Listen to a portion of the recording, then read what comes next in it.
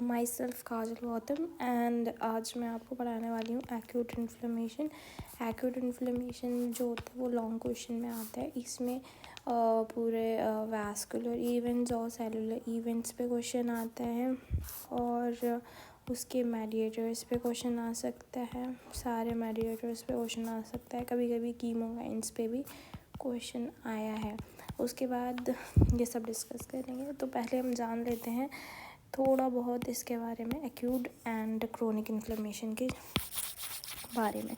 तो acute and chronic inflammation की बात करें तो एक्यूट एंड क्रोनिक तो ऑनसेट जो होता है इसका फास्ट होता है, इसका स्लो होता है। इसमें मिनट्स लगते हैं, इसमें डेज लगते हैं। सेलुलर इन्फिल्ट्रेट मतलब पहली सेल जो आएगी यहाँ पर वो कौन सी होएगी, पहली जो सेल होगी वो न्यूट्रोफिल होगी और उसमें मोनोसाइट, मैक्रोफेजेस और लिम्फोसाइट्स हो सकते हैं। Tissue injury, fibrosis usually mild tissue injury mild होती है और सेल्फ लिमिटेड होती है, इसमें सीवियर होती है। लोकल साइंस एंड सिम्टम्स इसमें प्रोमिनेंट होते हैं, इसमें लेस प्रोमिनेंट। तो इसमें टिश्यू इंजरी की बात की जाए तो वो कैसी होगी, माइल्ड और सेल्फ लिमिटेड, इसमें severe. Local signs symptoms prominent होंगे एक्यूट में, लेस होंगे इन क्रोनिक।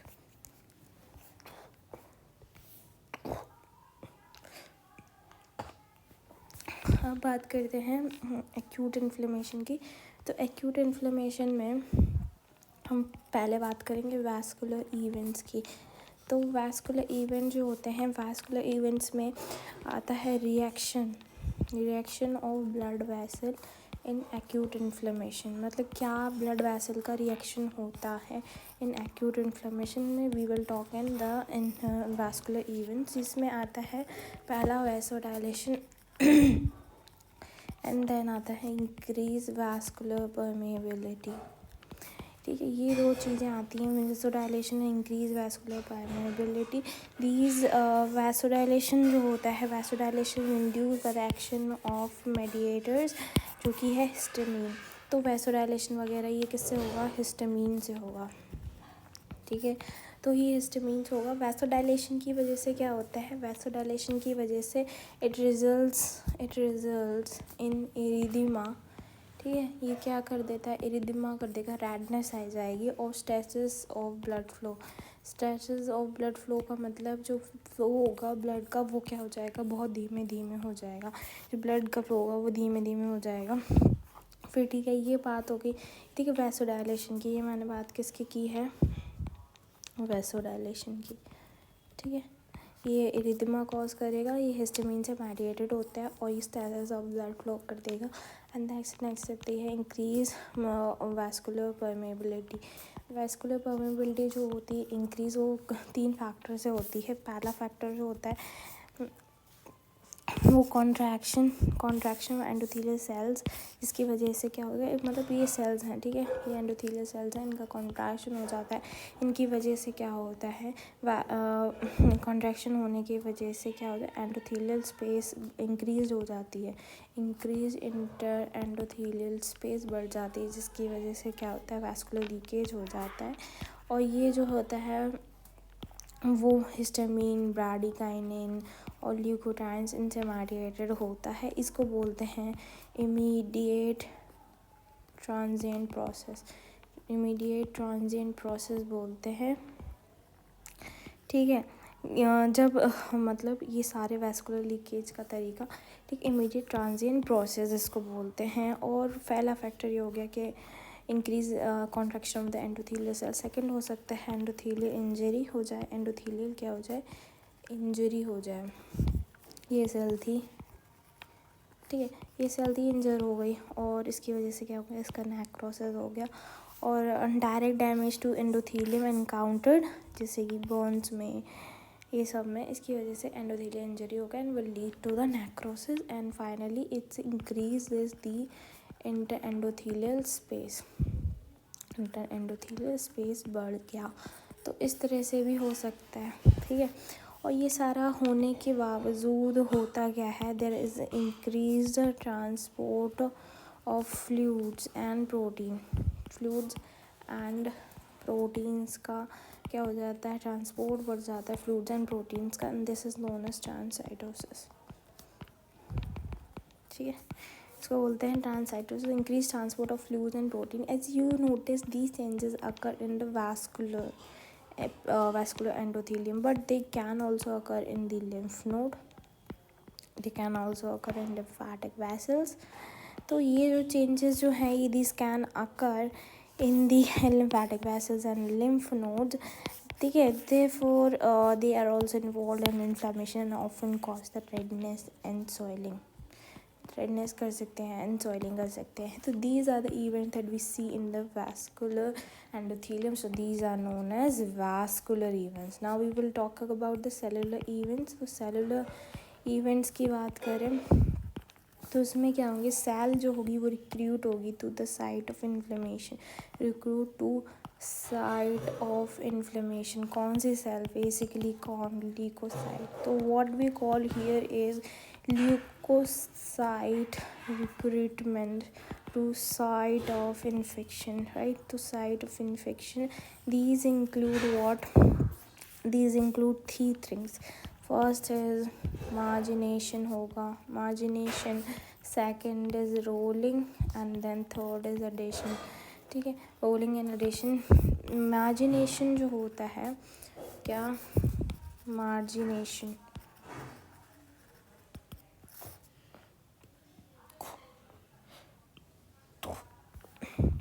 मार्जिन बेसिकली क्या होता है, नॉर्मली जब ब्लड फ्लो कर रहा होता है एंडोथेलियम में तो आरबीसी बीच में होती है and the WBC एक्वर the peripheral position. WBC is एक्वर the peripheral position. But when the blood slow down okay, when the blood slows down, okay, slows down, that is stasis जिसको बोलते हैं, and due to some hemodynamic changes, थोड़ा सा अच्छे से लिख देती हूँ, हीमोडायनेमिक चेंजेस.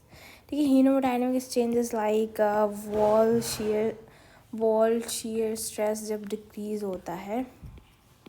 ठीक है, तो मोर डब्ल्यूबीसीज एक्वायर कर लेती हैं पेरिफेरल पोजीशन एक्वायर कर लेती हैं. इस चीज़ को नोन एज मार्जिनेशन. इसको क्या बोलते हैं? मार्जिनेशन. ठीक है, इसको क्या बोलते हैं? मार्जिनेशन बोलते हैं. तो मार्जिनेशन होने के बाद रोलिंग होती है, फिर एडेशन होता है. मतलब ये ब्लड वेसल है, ये पेरिफेरल पोजीशन को इसने एक्योर कर लिया. But now there are some interactions. ठीक है, there are some interaction. There is a interaction that happens. The first one is rolling and the second one is adhesion. Okay, तो rolling जो होती है rolling is due to selectins. ठीक है, and adhesion is due to integrins. ठीक है, integrins, selectins and integrins. selectins जो होते हैं वो होते हैं LEP selectin, L selectin, E selectin and P selectin. E and P selectins.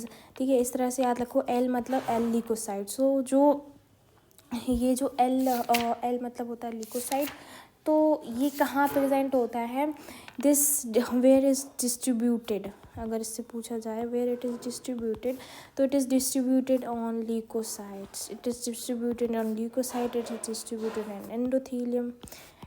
Endothelium. ठीक है, अगर आपको कभी डायग्राम में दिखाया जाए तो यहाँ पे डायग्राम देखोगे तो ये सिलेक्टिन की बात की जा रही है.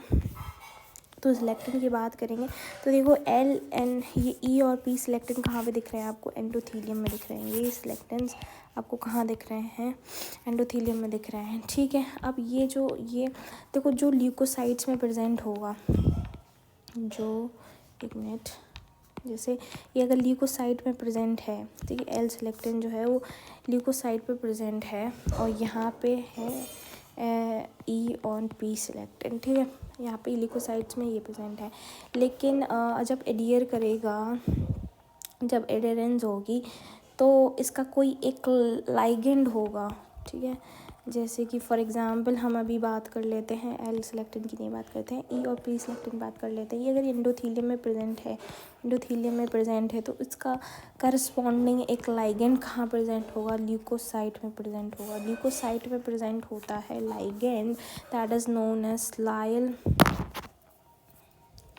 ठीक है, एक स्लाइल लाइगेंड एक्स, ठीक है, स्लाइल लाइगेंड एक्स, यहाँ पे भी स्लाइल लाइगेंड एक्स, ठीक है, जो कि एक्सप्रेस्ड होता है बेसिकली आपके ऑन दी ल्यूकोसाइट्स, ठीक है, ऑन ल्यूकोसाइट्स पे एक्सप्रेस होता है, ये भी ऑन ल्यूकोसाइट्स पे एक्सप्रेस होता है।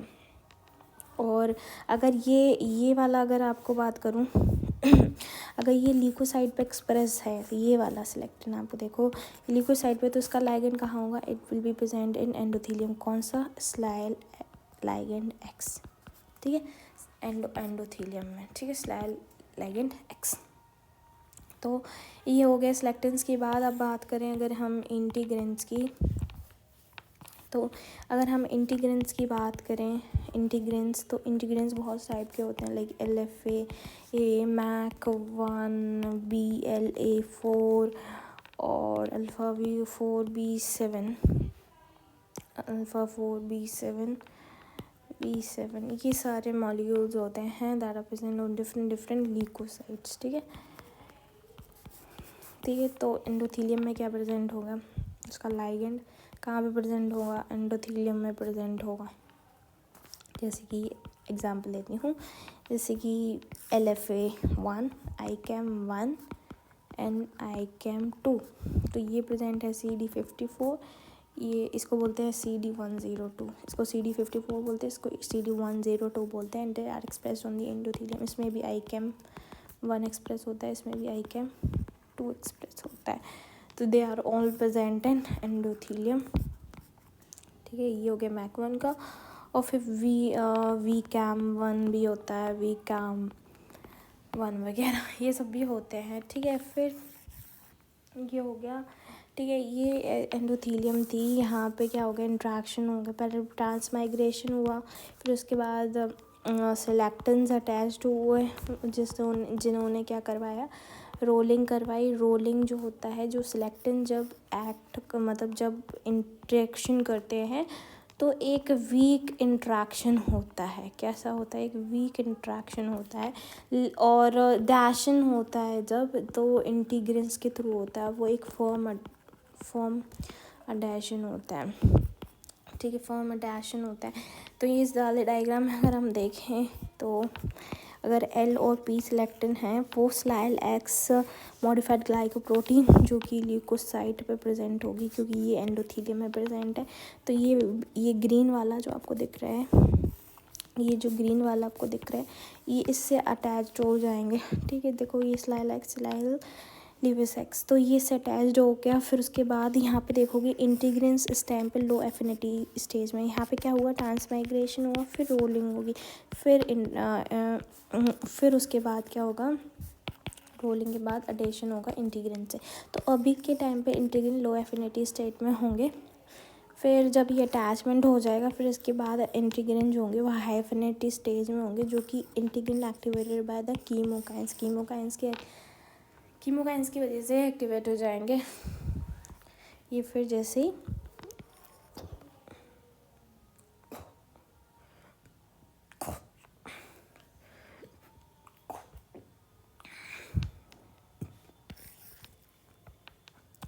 इंटीग्रिन से अटैच हो जाएंगे एंडोथेलियम से। फिर PCAM1 और CD31 इसी को बोलते हैं। ये क्या करवाएगा, ये मॉलिक्यूल जो आपको दिख रहा है, ये इसका ट्रांसमाइग्रेशन करवा देगा, ट्रांसाइटोसिस नहीं, ट्रांसमाइग्रेशन। तो यहाँ पे क्या करवा देगा, ट्रांसमाइग्रेशन। कौन सा मॉलिक्यूल करवाता है, PCAM1, जिसको CD31 मॉलिक्यूल बोलते हैं, वो करवाता है। फिर उसके बाद ये ल्यूकोसाइट जैसे to the site of inflammation आ जाएगी, और ये क्या करेगा, ये फैगोसाइटोसिस करेगा। फैगोसाइटोसिस करने के बाद ठीक है, तो फैगोसाइटोसिस करेगा, और फैगोसाइटोसिस जैसे ही करेगा, तो बेसिकली कीमोकाइंस निकलते हैं जो कि अट्रैक्ट करते हैं इस ल्यूकोसाइट को। फिर ये यहाँ तक आ जाता है और माइक्रोब को इनगल्फ कर लेता है, और फिर ये मैक्रोफेज जो में कन्वर्ट होता है, और मैक्रोफेज जो होती है वो माइक्रोब के साथ कुछ साइटोकाइन्स रिलीज़ करेगा जो कि इन सिलेक्टेंस को और एक्सप्रेशन बढ़ाएगा, जिसकी वजह से और आए, फिर ऐसे करके। तो ये पूरा जो है ये इसको बोलते हैं सेलुलर इवेंट्स। तो ये सेलुलर इवेंट्स आए तो इसका diagram banana that's will be enough, right. तो सेलुलर इवेंट्स में ये सारा सब कुछ बता रहा है, ठीक है, ठीक है। और सेलुलर इवेंट्स ये हो गया। अब हमने यहाँ पे बात करी कि कीमोकाइंस आएंगे, तो कीमोटैक्सिस, तो बेसिकली इस चीज़ को क्या बोलेंगे, कीमोटैक्सिस हो रही है, क्या हो रही है, कीमोटैक्सिस हो रही है, फिर उसके बाद फैगोसाइटोसिस हो रही है। तो यहाँ पे क्या हो रही है, कीमोटैक्सिस हो रही है ट्रांसमाइग्रेशन के बाद, और फैगोसाइटोसिस हो रही है। तो इसकी बात कर लेते हैं, फैगोसाइटोसिस और कीमोटैक्सिस की। तो यहाँ पे आओ, तो कीमोटैक्सिस की बात कर लेते हैं, राइट। तो कीमोटैक्सिस की अगर हम बात करें, अभी इसको हटा ही देते हैं, ठीक है। कीमोटैक्सिस, एक मिनट ऐसे कर लिया करूँगी, राइट। हाँ, तो कीमोटैक्सिस की अगर बात करें तो कुछ एक्सोजीनस एजेंट्स होते हैं, कुछ एंडोजीनस एजेंट की वजह से होता है। Exogenous agents like bacterial products. ये क्या हो रहा है, आई डोंट नो, ये दूसरा कलर आ गया, ठीक है। बैक्टीरियल प्रोडक्ट्स जो होते हैं वो एक्सोजीनस एजेंट्स में आ गए। और एंडोजीनस में की कुछ की मैट्रिक्स लाइक होते हैं, जैसे कि साइटोकाइन्स, ठीक है, साइटोकाइन्स हो सकते हैं, या फिर C5A कॉम्प्लीमेंट सिस्टम का कोई एक पार्ट, ठीक है। और leukotriene B4 C5A, cytokine C5A leukotriene B4. तो these are the exogenous agents, these are the endogenous, these are the exogenous agents, ठीक है। और क्या होता है, एक पॉइंट याद रखो कि जितने भी एक्यूट इन्फ्लेमेशन के मोस्ट ऑफ द इन्फ्लेमेशन में क्या होता है, मोस्ट ऑफ द इन्फ्लेमेशन में न्यूट्रोफिल जो होती है वो करीब 6 to 24 आवर्स तक रहती है, फिर ये रिप्लेस हो जाती है न्यूट्रोफिल, फिर ये रिप्लेस हो जाती है मोनोसाइट से, ठीक है, मोनोसाइट से इन 24 to 48 आवर्स। लेकिन क्या होता है, कुछ बैक्टीरियल इन्फेक्शन लाइक सूडोमोनास का इन्फेक्शन जो होता है, सूडोमोनास के इन्फेक्शन में क्या होता है, जो न्यूट्रोफिल होती है वो बहुत सेवरल डेज तक रहती है, क्या रहती है, बहुत सेवरल डेज तक रहती है। तो this is the some bacterial infections, ठीक है, some bacterial infections like pseudomonas का इन्फेक्शन विच न्यूट्रोफिल जो है वो सेवरल डेज तक रहती है। This is all about. फिर उसके बाद हो गया हमारा, ठीक है। फिर उसके बाद हम बात करते हैं फैगोसाइटोसिस की। फैगोसाइटोसिस जो होती है, फैगोसाइटोसिस जो होते हैं वो ROS से हो सकता है, रिएक्टिव ऑक्सीजन स्पीसीज से हो सकता है, और रिएक्टिव ऑक्सीजन स्पीसीज से हो सकता है,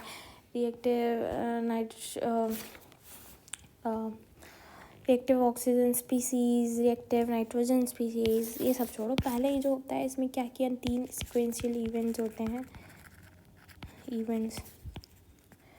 पहले तो क्या होगा कि वो रिकॉग्नाइज करेगा, तो रिकॉग्निशन होगा एंड अटैचमेंट।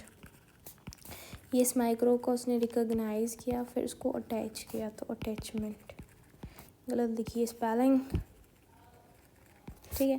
अटैचमेंट होगा, फिर उसके बाद क्या होगा, इनगल्फ किया जाएगा इसको, तो इनगल्फमेंट, फिर क्या होगी, किलिंग होगी, ठीक है। इनगल्फमेंट होगा, फिर होगी, उसको इनगल्फ किया जाएगा, और फिर उसके बाद उसको इनगल्फ कर लिया जाएगा